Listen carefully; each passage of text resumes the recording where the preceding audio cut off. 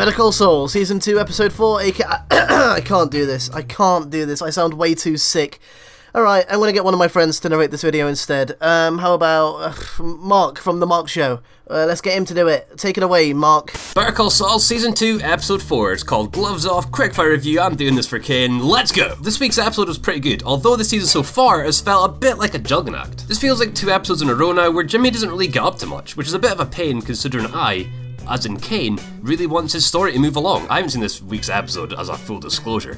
I probably should watch it. Should I go watch it? Nah. This episode was very focused on Mike helping Nacho find a way to get Tuco out of the picture. Seeing Mike put on this whole charade and seeing it all go to plan was pretty great. Very Walter White-esque of him. It's always great to see Mike one step ahead of everyone else, just like Kane is. Like I said, when he wants to get something done, he gets it done. Must be his head and his baldness is powering up a sex machine. That's... yeah.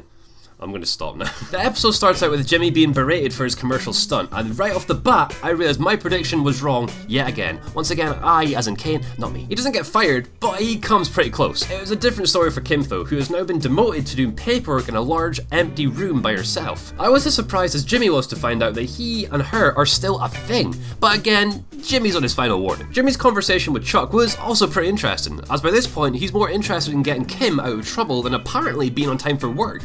Even telling Chuck he'd quit his career if he got things back on track for Kim. That's very noble of you, Jimmy. As much as I like where it went with Mike, I would have much preferred to see this story thread be explored a little bit more. Overall, it was another good episode. It was definitely better than last week's. I wouldn't say anything in this episode is filler necessarily, but I feel like the show's biggest weakness right now is having these 2 entirely separate stories. It's one's over here, one's here, we're in the middle, we're watching both. What's going on? Better Call Saul as a show started off with a lot of energy and personality, you know, like funky music, funny quips, and a breakneck pace. I don't really know if I felt that this season so far, and that's mostly because Mike and Jimmy's story were one. They interacted together in this one large story that had room to breathe, instead of 2 smaller ones that don't. My prediction for next episode is nothing. I don't have one. I'm always completely wrong anyway. I don't know if that's me speaking or Kane. Back to you, Kane. Wait, what do you mean back to you, Kane? There's no more review to get back to. You've just done the review for me. This isn't a second opinion. The review's over. You don't need to say back to... You know, it doesn't matter. Idiot. Oh my god. It's such an idiot.